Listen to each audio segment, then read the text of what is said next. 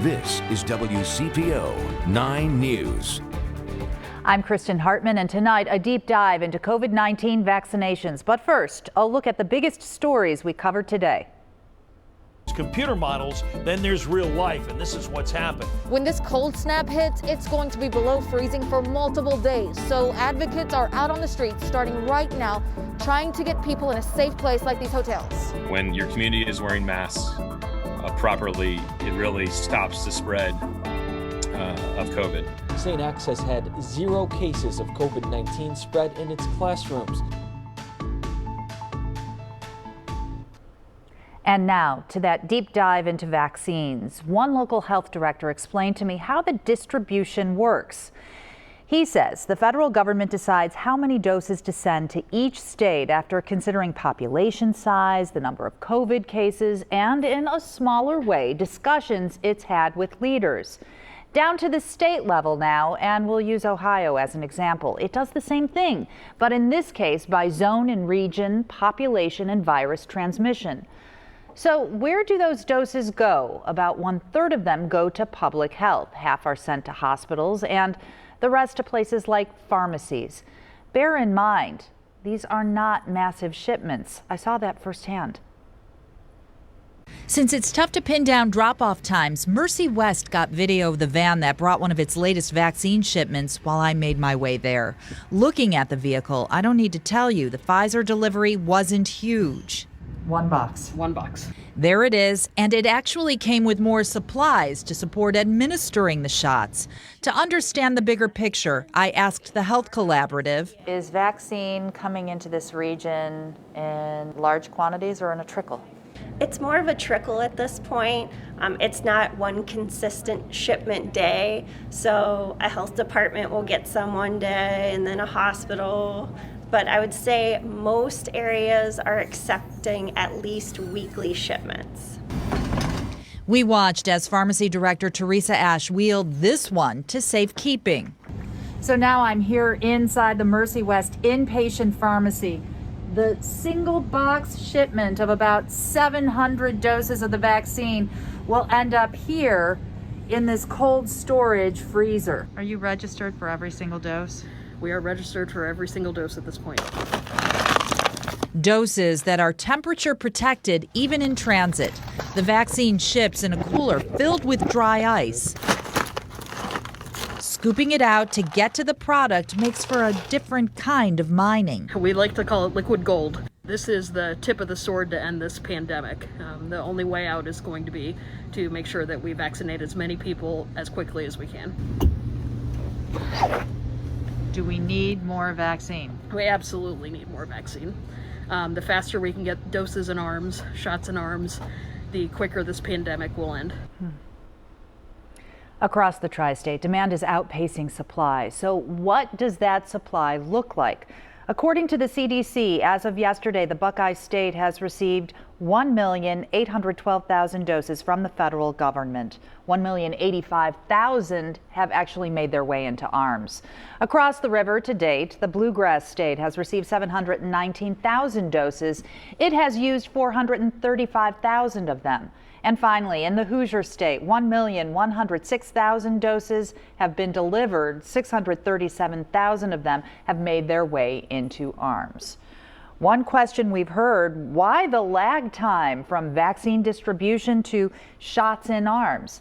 Data for that metric from Becker's Hospital Review earlier this week ranks Ohio 32nd and Kentucky 27th in the U.S. Do you think those state trackers are misleading? I do, because they sometimes focus on total doses. They don't take into account long-term care programs run by the federal government. Sometimes when you're trying to reach a hard-to-reach population, it may make sense to hold it a little longer to get it to somebody who desperately needs it but can't get to, say, a regional vaccination center. You know, our goal is to get 90% of everything we get into someone's arm in 7 days, and we are meeting that. We made a decision. We were going to vaccinate in nursing homes first. We have more nursing homes than any state in the union except one. To do that, the federal government required us to bank these shots, to put them in a bank that So that, and they are drawn out by our pharmacy partners. If you count the other ones, we're doing great. We're up into the 90%. We get it in Monday, Tuesday, and Wednesday, and we've told everyone, all the providers, you have to have it in someone's arms no later than 7 days after that. And both governors talked about vaccinating people most at risk first. That includes people like Olivia Bentley, the 21-year-old who went into cardiac arrest back in 2018, was born with a genetic heart condition. So in Ohio, she qualified to get the shot. I was pretty emotional, honestly, just because I felt this like, oh, I can finally just like take a breath and like, okay, it's going to be okay. But with each state having a different phased approach to vaccinations, it can be difficult to discern who is included and who isn't, especially in a region like ours with 3 sets of guidelines. Some families with vulnerable people wonder why they're not on a list. WCPO 9 News reporter Larry Seward breaks it down. This is Harrison. He's 9, lives with Down syndrome, and needs in-person learning and physical therapy to thrive. Outside going. All summer, his parents wondered how they'd safely get him back in school.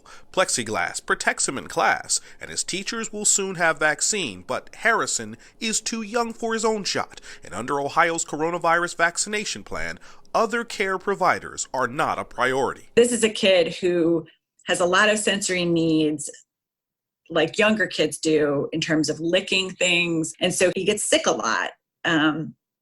And so it would not be unusual for him to get something like this. And nobody can tell me exactly what that's going to mean for him if he does get it. We found fury on Facebook. The mom of 7-year-old Emma Horton, whose Down syndrome, tracheostomy, heart, lung, and airway disease requires special care, wrote that during the pandemic, the family felt forced to, quote, allow known COVID-exposed nurses into our home or cancel nursing services until the pandemic ends or we feel safe. They canceled, and while they understand no coronavirus vaccine is yet safe for children, Kentucky, California, and New York are letting caregivers line up to protect kids like Harrison and Emma. We're just waiting for it to be available to us. While Ohio teachers began getting vaccine last week, daycare workers outside school districts must wait. Fran wrote us saying, quote, I'm a daycare provider and I don't think it's fair that we are not included in the vaccinations. The same kids that go to schools come to us. Our lives matter too, end quote. In a statement, the governor's office told us while there is a compelling case for this group and many groups to receive vaccine as soon as possible, there is not enough vaccine supply right now to vaccinate all groups at this time. Vaccine eligibility to date has reflected Governor DeWine's goals of saving as many lives as possible and returning K-12 students to in-person instruction. A lot of these problems will go away. While experts believe vaccines coming from Johnson & Johnson and AstraZeneca can cure supply shortages in 2 months or less, Good kid! Harrison's family struggles. When does this end? July, August, September, until I can feel comfortable that he's going to be protected. Later this month, some Ohioans with disabilities are eligible for COVID-19 vaccine, but they have to be at least 16 for Pfizer and 18 for Moderna doses. Larry Seward, WCPO 9 News. Still ahead, the quest to get the vaccine. We walk you through some of the pathways by taking a look at one person's potential qualifications to get the shot.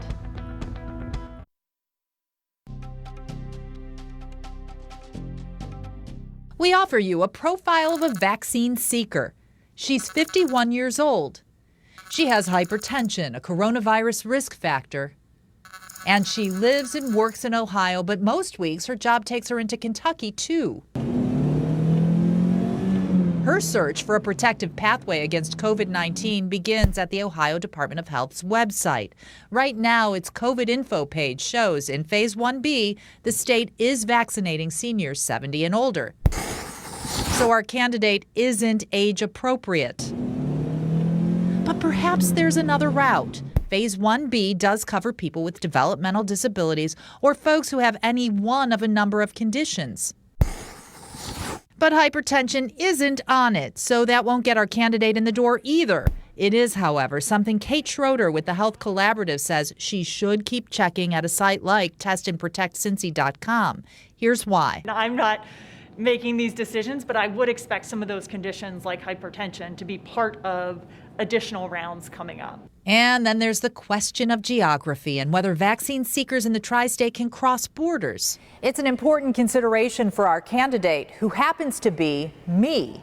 Let me explain. In Kentucky, Phase 1C coming soon lists media as essential workers who qualify to get the shot. So in Ohio, we are allowing folks that live or work in this area. I mean, we are all in this together. It is helpful to get shots in arms, whether you're in Kentucky, Indiana, Ohio. That said, each state handles things differently. I reached out to the Northern Kentucky Health Department. Administrator Robin Feltner told me we are only vaccinating Kentucky residents unless you're a healthcare worker working in Northern Kentucky. You need to get the vaccine in the state that you live in. Is this essentially wait your turn? It is. The eligibility is based on vulnerability. Maybe somebody can change my mind, but right now I'm totally on the fence of I'm not going to get it. Addressing vaccine hesitancy and misconceptions in minority communities. The all-out approach from local advocates to address it. African Americans are 3 times more likely to die or become very sick from COVID-19, but they are getting vaccinated far less than whites. As WCPO 9 News reporter Larry Seward explains, advocates' response is very much in your face. Welcome, everyone. Almost every other week since Thanksgiving. How do we know which one is for us? Virtual town hall meetings. We talk about the real deal here. Get real close. My stepmother passed away from COVID. To a gap in healthcare. Studies show that African Americans are dying due to COVID-19 at a higher rate than any other race. We're a group that makes up a quarter of Hamilton County's population got no more than 10% of available coronavirus vaccine. I am terrified of the vaccine. If you get the COVID vaccine, you got to get the flu shot too? That's 2 different diseases. So you'll basically, to stay safe, you have to be safe, get both of them. Yes. You see, the thing is that our generation is comparing the flu coronavirus as if it's the same thing. Like, I've survived the flu without getting the vaccine, so I can survive COVID without getting the vaccine. And I think that is... It attacks different organs. In fact, COVID attacks just about every organ system we know. That's one thing. And it does it to folks who are not at high risk. What is your greatest concern? We have lost many lives, and people don't have all the information they need to make the best informed decision. Renee Mahaffey-Harris runs Cincinnati's Center for Closing the Health Gap, the group behind the town halls. We must save us. They've launched ad campaigns, even paid people to join focus groups to better understand resistance to COVID-19 vaccine. One recent NAACP study found that just 14% of African Americans, less than other minority groups, trust that COVID-19 vaccines are safe. Reasons include the U.S. government's 1932 Tuskegee experiment that recruited, misled, and never treated hundreds of black men for disease. Because of it, Dr. Odell Owens, a member of Ohio's Minority Vaccine Task Force, says mistrust of healthcare and research remain. But on one hand, we're pushing for African Americans to be first in line, and people are saying, oh, I don't want to be a guinea pig, I'm going to sit back. Well, now you're at the back of the line, and there's a shortage of the vaccine. And I did get the Moderna vaccine. Harris's group has no plans to stop or slow down. They're convinced information is key to closing the vaccine gap. Supply is key here, too. Without more vaccine, experts told us it's hard to narrow disparities. Kristen? Larry, thank you. And that conversation continues. Coming up at 7:30, join Larry and I for a panel discussion with local leaders from the health gap in UC Health. We'll also hear more from Governors DeWine and Beshear. You can watch on WCPO.com and streaming on the WCPO 9 app right after this newscast. Across the country, we have seen how a nor'easter storm disrupted vaccine distribution earlier this week. This is video from New Jersey, where mega vaccination sites were closed for days. Let's get the latest now from Chief Meteorologist Steve Raleigh with what we can expect right here in the tri-state. Steve. Yeah, Kristen, as we look at things right now, you'll notice from our 9 first warning Doppler, we're mostly seeing just some rain, but up in Clinton and Highland County, some snow going on. We've had little pockets of cold air today, so folks have seen the wintry mix in spots north of Cincinnati. 36 degrees, temperature rising a few degrees around the area, so that's helping things out. We're going to see temperatures dropping a degree or two, probably holding steady in a lot of areas. 34 degrees for tomorrow. Some gusty winds later tonight will subside for tomorrow. Now, as we look at things, you'll see there's some areas still with some rain around the tri-state, and as I say, we still have a chance to see maybe a few areas of flurries toward morning. Now, going into the weekend, there's another chance on Saturday going into Sunday morning, and otherwise, that winter blast, that Arctic blast, looks to be kind of held off for 48 hours, but it's still coming, Kristen, by Wednesday. Oh, thank you, Steve. Calling 211 locally, the service through the United Way of Greater Cincinnati helps connect residents to essential community services. That changed drastically as the first vaccine doses became available in Ohio. The service switched gears to help older Ohioans determine their eligibility and help schedule appointments. The United Way says in the past 2 weeks, it has received 3,000 calls. Many of those callers do not have access to a computer or the internet. Well, it takes daily persistence and patience because appointments book warp speed fast. Krista Heisen from the Health Collaborative confirms phone lines for some of the hospital systems are flooded. Her advice, if your system has MyChart, book a vaccination appointment through that. The vaccine is also filtering into county health departments and spots like Kroger Little clinics. Heisen suggests registering online in as many places as you can. She also says testandprotectcincy.com is a big info clearinghouse. It connects you to regional resources, phone numbers, and websites, and allows you to register for eligibility updates. The pandemic's losses and gains all in one picture. That's next. Our final thought tonight comes from a children's hospital nurse. Her story illustrates why there's so much demand for the COVID-19 vaccine. She lost her grandma Hurley to the virus just days before the 88-year-old was scheduled to get the shot. She just meant so much to us. Sorry. Mia Hurley was tearful during our interview and the day she took a picture of her grandma with her when she went to get her own vaccine in the first round of dosing. She believes if it had been available to Miss Sue as people knew her, even a week earlier, if it had been available, the vivacious lady would still be having lunch with friends and laughing with family. She had had the opportunity to speak to people at the end of this show with her voice. What do you think she would have said?